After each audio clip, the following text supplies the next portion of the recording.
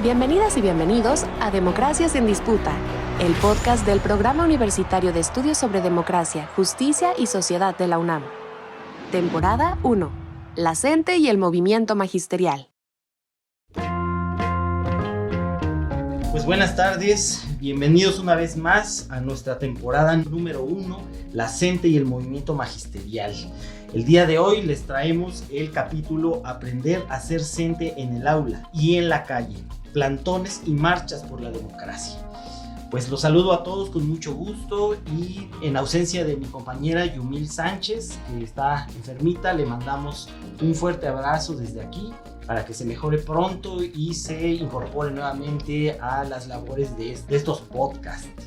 Pues el día de hoy vamos a platicar precisamente de qué significa ser un maestro afiliado a una de las organizaciones democráticas que han protagonizado la lucha sindical en los últimos tiempos en nuestro país. Y es que debemos de tomar en cuenta que justamente a través de nuestra historia, pues el sindicalismo ha tenido un papel muy importante, ha jugado un papel relevante en la construcción del país mismo, de la cultura democrática, de la cultura política que se desarrolla y que a partir de la cual hemos tenido algunas de nuestras principales conquistas en cuanto a instituciones, ¿no? En cuanto a el desarrollo pues de la técnica, el desarrollo de las plataformas que nos permitan pues avanzar como sociedad.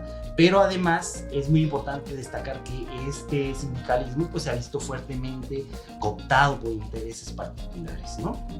Es decir, ha habido una lucha interna en los sindicatos donde precisamente intereses pues del capitalismo, del neoliberalismo, se han ido metiendo en la médula de los trabajadores y han pervertido, podríamos hasta decir de esta forma, el sentido original de estos sindicatos, ¿no? Pero no sin la resistencia de los trabajadores democráticos que en dichos sindicatos pues han tratado de poner pues alguna resistencia frente a estos procesos de cooptación para sumar pues a intereses políticos creados, ¿no? Y bueno, a toda una serie de lacerantes sociales que verdaderamente pues han afectado la vida política de nuestro país, particularmente en las últimas décadas. Entonces, a partir de esto, creo que uno de los sindicatos más importantes que han dado esta batalla por la democracia ha sido el sindicato de maestros, el sindicato de los trabajadores de la educación, cuya ala democrática se ha hecho llamar desde hace 40 años la Coordinadora Nacional de Trabajadores para la Educación.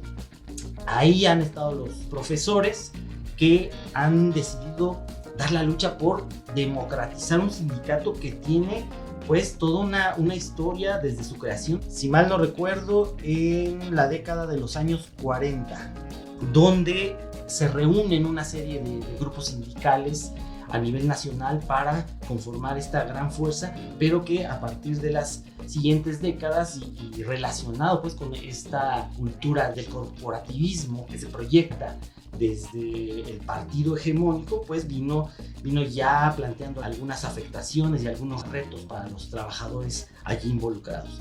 Esto no significó que los trabajadores pues hayan enfrentado esto de una manera pasiva, al contrario, tenemos que desde la década de los años 50, por ejemplo, el maestro Otón Salazar Ramírez impulsa este gran movimiento llamado precisamente Movimiento Revolucionario Magisterial, ¿no? Más tarde, en la década de los 80, a finales de los 80, se da la famosa Primavera Magisterial. Y bueno, estos son tan solo algunos de los ejemplos de cómo los maestros, además de cumplir su labor con los educandos, con los niños, con los jóvenes, han trascendido esta labor y han dado la batalla por la democratización del sindicato, ¿no? De los sindicatos, porque esta lucha pues no es particularmente solo del sindicato magisterial. Pues así es, estimados escuchas, y pues para darnos pues toda una ventana, todo un panorama de lo que significa ser maestro hoy en día, maestro democrático en este sindicato, pues vamos a tener la importantísima participación del maestro Pedro Hernández, quien es director de la Escuela Primaria Centauro del Norte y secretario general de la sección 9 de la Coordinadora Nacional de Trabajadores de la Educación. A quien le doy la más cordial bienvenida y le agradezco haber aceptado esta participación con nosotros. Maestro Pedro, buenas tardes, bienvenido, ¿cómo está? Buenas tardes, muchas gracias por la invitación. Nos parece que el programa que ustedes están realizando nos ayuda a entender los procesos que vivimos el Magisterio Nacional en México y los procesos también de conformación de una corriente democrática al interior del Sindicato Nacional de Trabajadores de la Educación. Y bueno, cumplimos 42 años ya como coordinadora, como la CENTE. A veces pareciera que es un error ortográfico, el CENTE y la CENTE. Y alguna vez quisieron desprestigiarnos diciendo o poniendo en un pizarrón de un lado al CENTE como los maestros buenos, trabajadores, cumplidos, y del otro lado a los maestros de la CENTE como los rijosos, los problemáticos, los que están en paro permanente, que no trabajan, que no dan clases y demás. Y bueno, pues la realidad es totalmente diferente y creo que este programa nos puede ayudar y particularmente este podcast nos puede ayudar a que la sociedad, los interesados en el tema, pues puedan entender un poco más cuáles son los procesos que hemos vivido en las últimas 4 décadas en el Magisterio de Educación Básica en este país. Así es, maestro, porque justamente no tienen muchos años que se dio una campaña terrible a partir de los medios de comunicación masiva, donde se desprestigió la figura de estos maestros que luchan, de estos maestros que marchan, de estos maestros que hacen plantón, y que la gente debe de identificar claramente pues, que no lo hacen por gusto, ¿no? Sino que tiene un sentido. La movilización de las aulas a las calles tiene un sentido. A partir de esto me gustaría preguntarle, maestro, ¿cuál es el sentido de las estrategias de movilización de la CENTE? Bueno, primero referirnos a, como señalas, el Sindicato Nacional de Trabajadores de la Educación, en sus orígenes, en 1944, nació como un sindicato corporativo, es decir, construido desde arriba. Si bien en su construcción participaron grupos, corrientes, maestros de distintas filiaciones, finalmente el Estado cooptó y logró que el Magisterio Nacional pues fuera un pilar fundamental en toda esta parte corporativa de garantizar votos, de llevar la política oficial del Partido Revolucionario Institucional.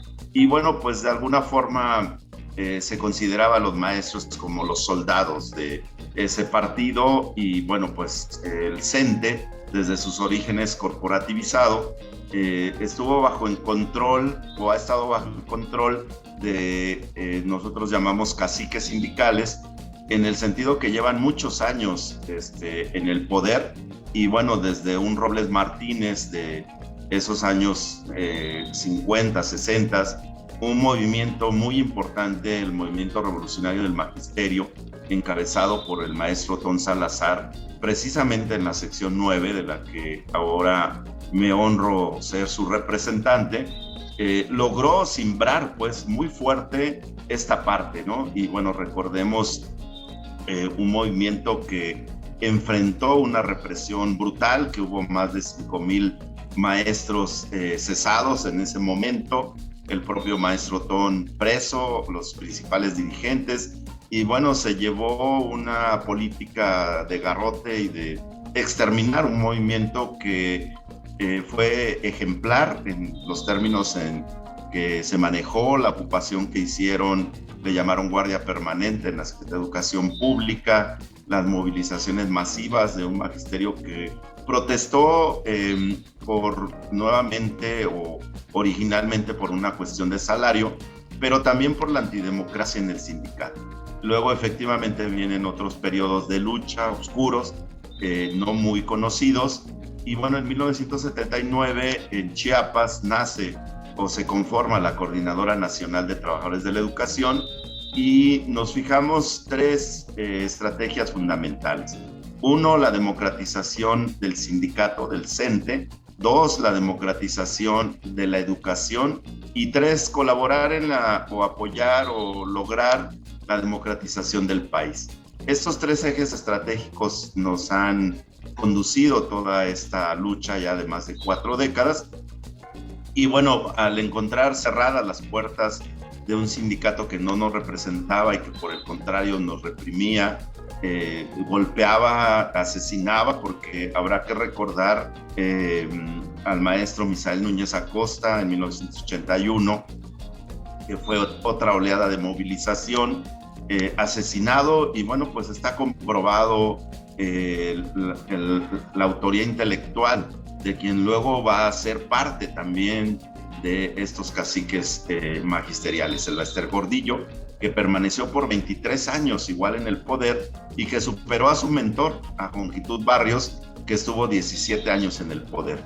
Es decir, que la historia del sindicato del CENTE ha sido una historia muy oscura, muy plagada de irregularidades y además, ya alguien señaló, un sindicato rico de maestros pobres, porque entonces imaginemos 1,5 millones de trabajadores de la educación, porque no solo somos docentes, hay también trabajadores de apoyo, administrativos y demás, obligados a pagar una cuota sindical, porque una vez que uno entra al servicio educativo, automáticamente la Secretaría de Educación Pública aplica un descuento por cuota sindical, y eso significa que estamos obligados a pertenecer al CENTE. Es decir, yo soy egresado de la Benemérita Escuela Nacional de Maestros en 1984, todavía lográbamos salir con nuestra plaza, decíamos en ese tiempo, y inmediatamente en el primer sueldo quincenal aparece el concepto de descuento por cuota sindical. Y bueno, eso llevó al enriquecimiento de estos personajes. Recordemos la vida que se daba el Lester Gordillo, las propiedades que se demostró malavidas, y que bueno, pues en un cuento que ella dice que heredó de su abuelo paterno, que también está comprobado que no es cierto, pues la gran vida de lujos, ¿no? Es decir, un sindicato que se dedicó a aplacar a los maestros, a aceptar todas las políticas en cuanto a salario, en cuanto a prestaciones, las reformas educativas, etcétera. Ahora no ha cambiado mucho. Actualmente el dirigente Alfonso Cepeda, pues igual fue nombrado bajo el cobijo del poder presidencial, con la anuencia de la presidencia, y bueno, pues él dice que va a permanecer no sé cuántos años. No hay elecciones libres en nuestro sindicato, y eso nos llevó entonces a practicar, a ensayar movilizaciones en la calle. Creo que tienes mucha razón cuando dices cómo los maestros de las aulas van a las calles. Hay un clásico también que da cuenta de esto, un libro que se titula precisamente así. Y bueno, lo que nosotros tuvimos que hacer es cómo rompemos esos chalecos de fuerza que te obligan a que no puedes irte a una huelga, que no puedes realizar una movilización sin pedir el permiso de la dirigencia formal del sindicato. Entonces, de facto, de hecho, nos hemos ido nosotros a huelgas sin pedir el permiso, sin tener que cubrir la parte burocrática ante la Junta de Conciliación y Arbitraje y demás.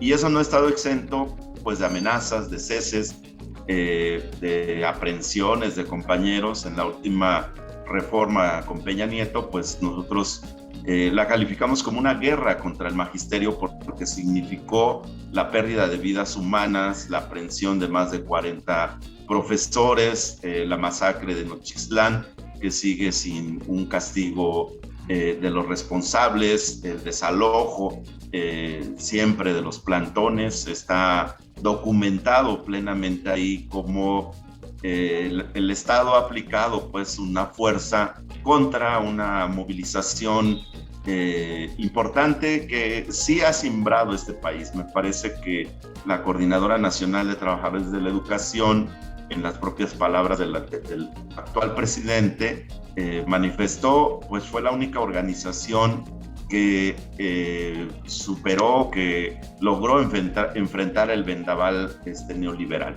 Entonces, eso nos ha llevado a movilizaciones en la calle, a emprender incluso formas inéditas de movilización. Por ejemplo, los maestros de Oaxaca han caminado más de 500 kilómetros desde Oaxaca a la Ciudad de México para exigir el respeto, pues, en algo que tendría que ser básico, que es poder nombrar a sus representantes, ¿no? Yo recuerdo caminatas de varios días donde los maestros de Oaxaca, de Michoacán, de Guerrero, han venido caminando por las carreteras de nuestro país durante días, llegar al centro político del país y encontrarse con puertas cerradas. Ahora mismo, desde el pasado 15 de mayo, los compañeros de la sección 18 de Michoacán instalaron un plantón afuera de la Secretaría de Educación Pública y pues hasta el día de hoy no hay una respuesta. Ha habido algunas mesas, hay algunas promesas y algo básico. 40,000 docentes estatales de Michoacán tienen quincenas sin recibir su pago, porque hay un problema ahí que estos profesores, su salario depende del pago del gobierno estatal y se argumenta que no tiene los recursos suficientes. Pero junto con manifestaciones multitudinarias, también se ha tenido que recurrir a otros métodos de lucha, como es el plantón, que prácticamente podríamos considerar que la coordinadora inauguró en este país esa forma de lucha, que es una resistencia tal vez pasiva, en el sentido de llegar y plantarse en torno a un edificio como puede ser el de la Secretaría de Educación Pública durante días y noches, como una forma de decir: no estamos de acuerdo, aquí estamos, se nos tiene que escuchar, etcétera. Entonces, esa ha sido otra forma. Ha habido plantones que han durado prácticamente años. Durante Peña Nieto estuvimos en el Zócalo y este plantón fue desalojado violentamente.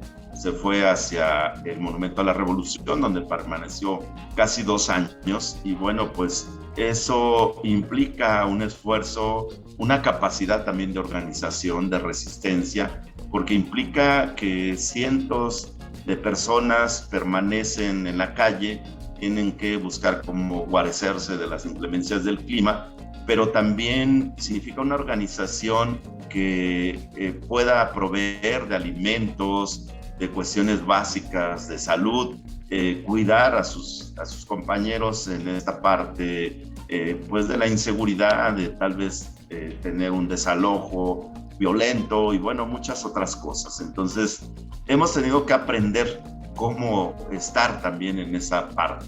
Pero bueno, pues ha habido otras expresiones, huelgas de hambre que han encabezado también maestros, que son métodos efectivamente de resistencia. Pero también tenemos que decir que ha habido acciones más directas, como la ocupación de edificios. Por ejemplo, la propia sede del sindicato en la calle de Venezuela 44 ha estado ocupado por cientos de docentes. O nosotros mismos ahora, la sección 9, recuperamos el edificio de Belisario Domínguez 32 y prácticamente desde hace 12 años estamos ahí permanentemente en una situación, pues no sabemos si en algún momento se desaloje, etcétera. Y bueno, pues la coordinadora lo ha declarado como su sede nacional, que además sirve de refugio, de posibilidad de muchos para guarecerse, para reunirse, para hacer sus asambleas, sus reuniones y demás. Entonces, esta resistencia persistente, a veces heroica, a veces en una forma que cuando uno lo vive dice, pues es increíble cómo una y otra vez regresan los maestros a establecerse, a plantarse. Luis Hernández le llama oleadas magisteriales y dice, bueno, pues en el 2013 al 2017 de Peña Nieto, pues hubo como oleadas de movilización cada vez más fuertes, cada vez más coordinadas, que significaron la derrota de esa reforma educativa. Y bueno, pues yo creo que se contribuyó en esa parte también cuando el actual presidente dice, pues me comprometo a cancelar esa mal llamada reforma educativa, y eso abrió una posibilidad de un cambio, de una transformación. Creo que sería motivo de otra conversación hasta dónde se ha avanzado y hasta dónde tenemos o seguimos teniendo problemas, por qué tenemos que recurrir otra vez a la movilización. Y bueno, pues son ejemplares las movilizaciones encabezadas por los maestros, por ejemplo, el 1 de mayo, no solo en la Ciudad de México, sino muchas veces en los estados, en las capitales de los estados, los maestros son los que encabezan estas movilizaciones multitudinarias. Y bueno, pues muchas organizaciones voltean y dicen, pues con ustedes vamos de alguna forma a organizarnos. Creo que esa sería otra contribución, cómo este movimiento ha impactado en otros sectores de la población. Y hay movimientos como el de Chiapas actualmente, que se autodenomina como movimiento magisterial y popular, porque no solo ya son los maestros, es decir, a veces bajo las siglas de la coordinadora, también otros grupos, otros pueblos, otras comunidades, otras necesidades encuentran cobijo. Y me parece que esa es una contribución también fundamental. Y bueno, pues dice Luis Hernández que en todas las luchas importantes en este país aparecen los maestros, ¿no? Nosotros mismos reivindicamos dentro de nuestra bandera a 4 maestros ejemplares, sin querer decir que no hay muchos otros, pero Arturo Gámez, Genaro Vázquez, Lucio Cabañas y Misael Núñez Acosta, pues son maestros que en su momento contribuyeron también para la transformación de este país, a veces en métodos que no había ya otra forma, como fue el movimiento de Arturo Gámez, de Genaro Vázquez, de Lucio Cabañas, pero que al final creo que tengamos algunos avances en los derechos democráticos significó también esa lucha que ellos dieron, ¿no? Entonces nos parece que es muy importante que la coordinadora ha mantenido sus banderas.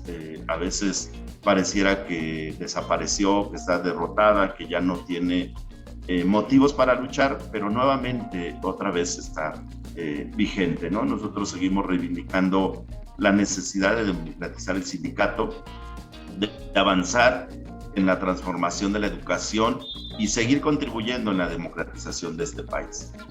Maestro Pedro, aunque lo ha dicho en todos estos comentarios e inclusive al principio, quisiera hacerle una pregunta a partir de una frase que conocí de los maestros, que decía: el maestro luchando también está enseñando.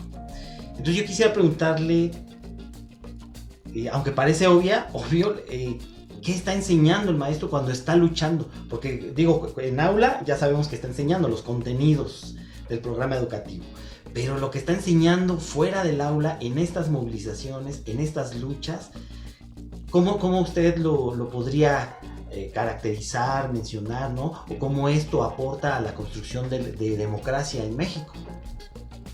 Sí, creo que ha sido una consigna que le dio también un valor a las prácticas democráticas que realizamos los maestros.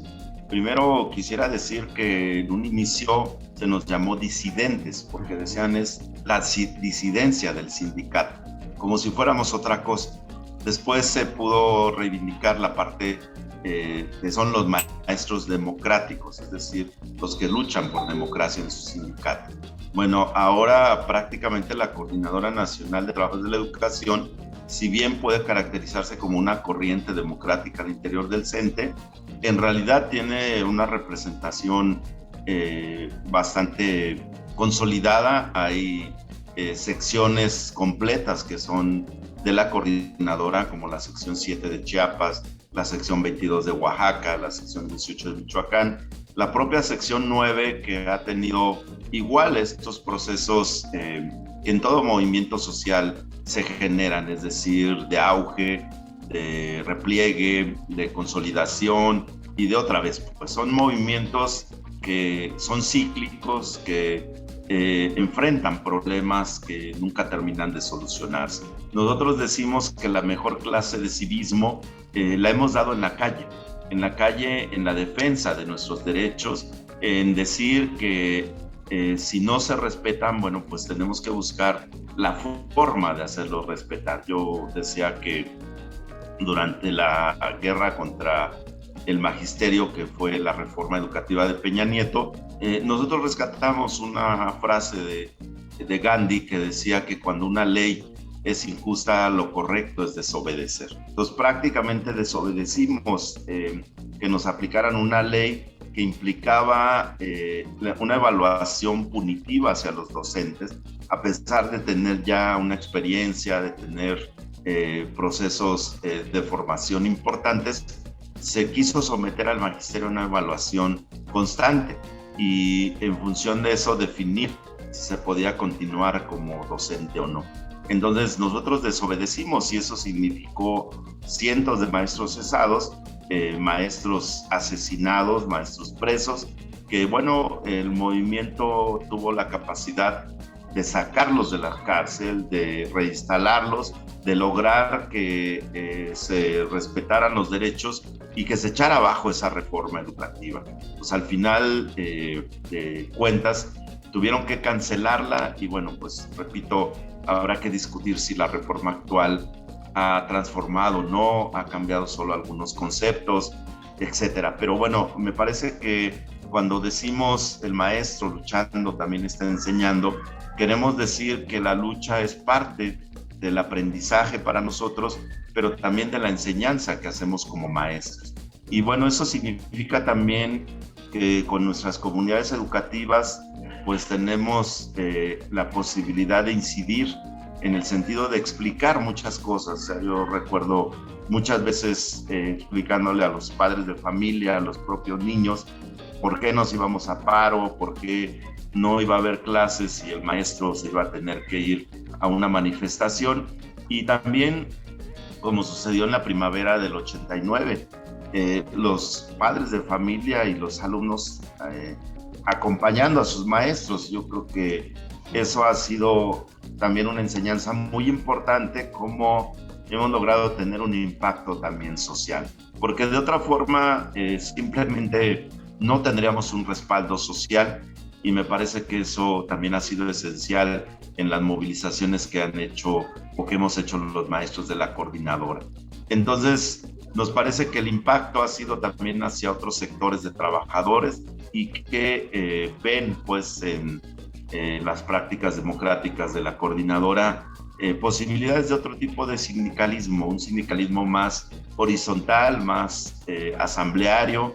Todas las decisiones se toman en asamblea de centro de trabajo, de región, de sección. Hay una asamblea nacional representativa donde representativamente acuden delegados de todo el país en una forma pues equitativa en relación a lo que representan. Es decir, no hay una sobrerepresentación y se reconoce, bueno, esta sección es consolidada, tiene sus estructuras, tiene sus instancias, tiene derecho a tantos delegados. Y bueno, eso nos ha servido. Otro elemento fundamental es la consulta a la base.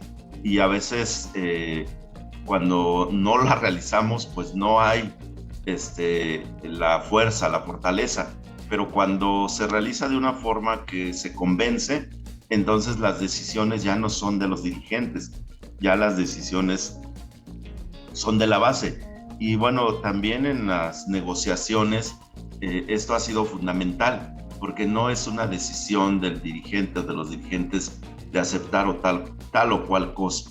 Y eso a veces al poder lo saca un poco de quicio, porque en medio de una movilización muy grande se dice, pues pedimos un receso porque tenemos que consultar a nuestras bases, ¿no? Y entonces el secretario de Educación pues hace berrinche, pero tiene que aguantarse porque los maestros están afuera en plantón y tienen que recibir la información y tiene que tomarse su parecer y tiene que tomarse una decisión. Y bueno, también a veces la base dice pues no es aceptable, y a veces hemos tenido que regresar con las manos vacías en el sentido de que no hay una solución, no hay una respuesta. Y también entendemos que este proceso de construcción de decisiones colectivas a veces es muy complejo, a veces atraviesa pues muchos intereses, y no estamos exentos pues también de esta política de cooptación. El movimiento ha sido tan vasto que ha dado cuadros incluso a partidos políticos, a estructuras de gobierno y demás, ¿no? Entonces, creo que la experiencia del magisterio democrático ha ayudado también a consolidar procesos de democratización de varios aspectos de esta sociedad. Así es, maestro. Creo que entre todas estos comentarios tan interesantes, creo que yo rescataría dos aspectos fundamentales, ¿no? Uno, que un sindicato, la naturaleza de un sindicato es defender a sus trabajadores ante el patrón, ante el gobierno, favorecer las condiciones laborales. Sin embargo, esto ha sido todo lo contrario en la historia de los sindicatos en México en las últimas décadas, ¿no? Esto es un secreto a voces o algo evidente para todos. Y por otro lado, el sistema educativo, que tendría que haberse construido con la participación de los maestros, de las poblaciones, de los alumnos y de toda una serie de actores sociales presentes en el escenario político, social y cultural. Pues de esto, cuando mencionaste lo de la reforma, aquella infame reforma del 2013, pues a los únicos que se les tomó en cuenta para diseñarla fue a los empresarios, ¿no? Y entonces la educación tendría este sesgo neoliberal, ¿no? Y diseñada para intereses muy particulares. En este sentido, los maestros justamente nos han enseñado que hay que participar, hay que levantar la voz, y como dijiste de este comentario de Gandhi, de este pensamiento de Gandhi, pues hay que rechazar las leyes que nos afectan, que nos laceran al conjunto de la sociedad, ¿no? Y creo que esto simbólicamente es una gran enseñanza de los maestros, ¿no? No sé si quisieras agregar algo más, maestro, sobre todo este proceso que ha sido ser profesor de la CENTE, las movilizaciones que te han dejado, qué aprendizajes ha habido y qué significan a lo mejor las calles, las plazas que se toman, más allá de que pues ya has caracterizado bastante, con bastante riqueza, pues lo que significa movilizarse por la defensa de la educación y de los derechos de los trabajadores de la educación. Sí, bueno, nosotros reivindicamos a un maestro comprometido, a un maestro que busca opciones alternativas, no a un maestro que se conforma, no a un maestro que acata disposiciones. Y bueno, pues hemos reivindicado también una educación que nos enseña a pensar y no a obedecer. Y a veces decimos que no puede haber una contradicción entre ser un maestro democrático en la calle, en el sindicato, en la defensa de sus derechos, y en el aula y en la escuela. Y entonces creo que en otro momento podremos platicar también de la construcción de alternativas educativas que hemos realizado como coordinadora. Nosotros, más allá de en este momento tener una responsabilidad político-sindical, seguimos reivindicando. En esencia somos maestros, somos docentes, amamos nuestro trabajo, hemos conocido a cientos de maestros que pelean por sus derechos pero que están en su aula, que responden con sus alumnos, de que avanzan en proyectos, a veces encabezan en sus comunidades pues procesos de mejoramiento. A veces se involucran en luchas por el territorio, por la lengua, por las costumbres. A veces se involucran, hemos encontrado maestros, por ejemplo, ahora en Mexicali se formó un movimiento que se llama Mexicali Resiste, donde participaron muchos docentes en este asunto de una empresa, Constellation Brands, que se estaba apropiando del agua del valle y que iba a dejar prácticamente sin agua a toda esa ciudad. Ejemplar la lucha ahí, también con la participación de los maestros, y al final derrotaron y tuvo que salir esta empresa. Hace poco pude estar por allá con los profes y me llevaron a conocer pues una planta que ocupa hectáreas y hectáreas, y me decían pues si esto hubiera funcionado, no íbamos a tener agua, pues, ¿no?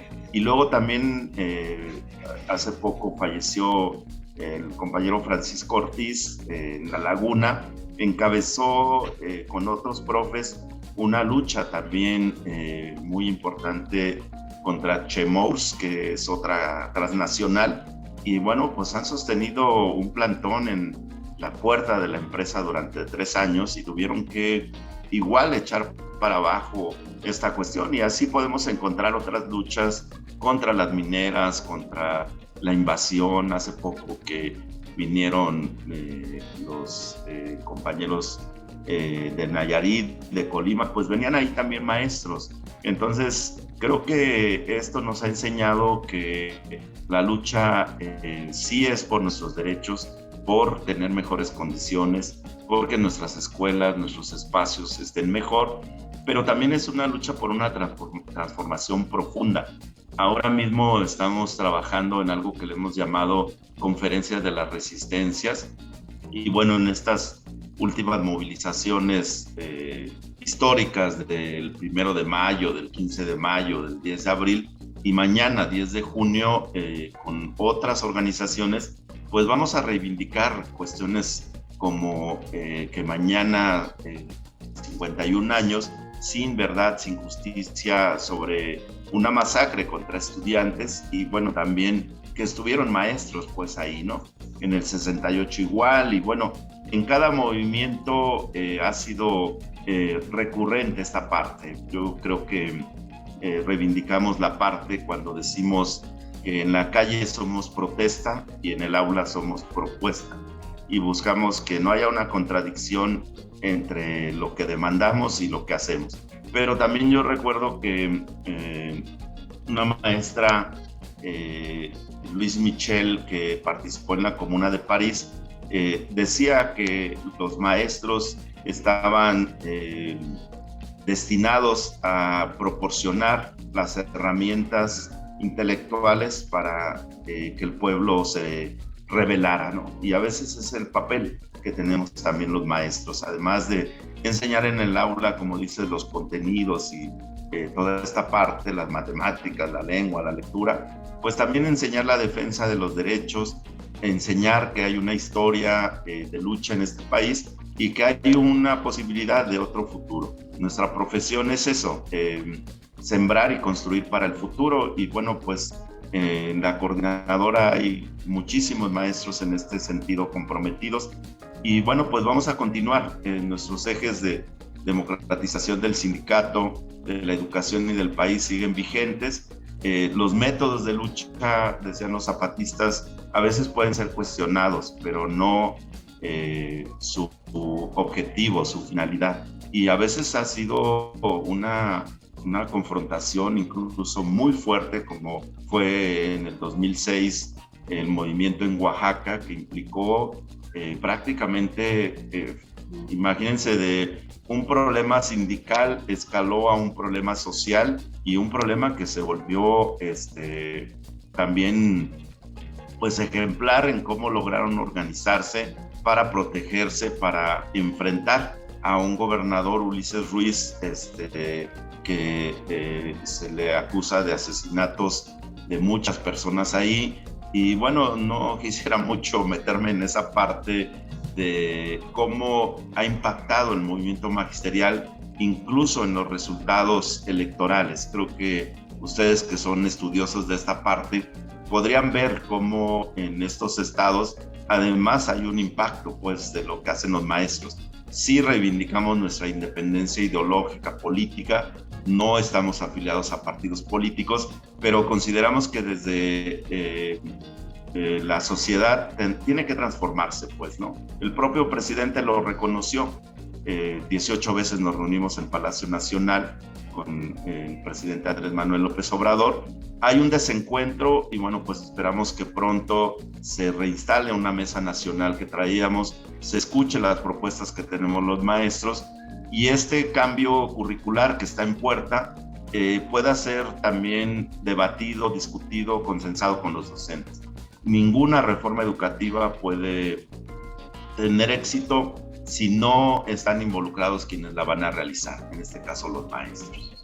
Así es, maestro, pues muchísimas gracias, grandes enseñanzas nos ha dejado platicar con usted y le voy a tomar la palabra para que en una próxima fecha podamos reunirnos nuevamente para platicar sobre estos tan interesantes temas. Muchas gracias, maestro Pedro.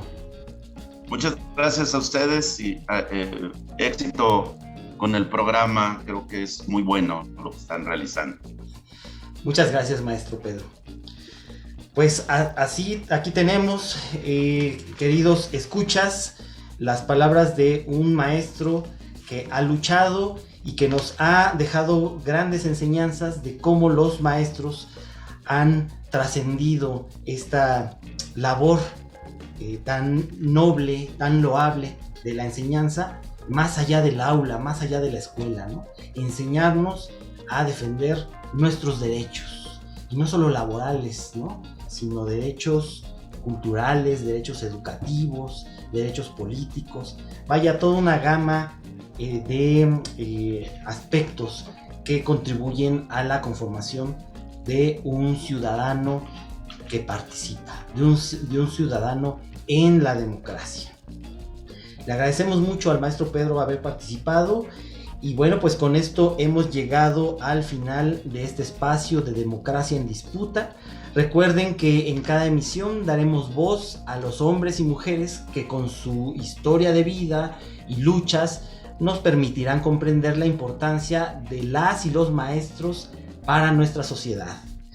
Les recuerdo a nuestro amable auditorio, si quieren conocer más sobre este y otros temas, les invitamos a conocer la plataforma digital interactiva Culturas Políticas y Magisterio Democrático en México, que pueden visitar en la página electrónica www.puets.unam/Magisterio Democrático.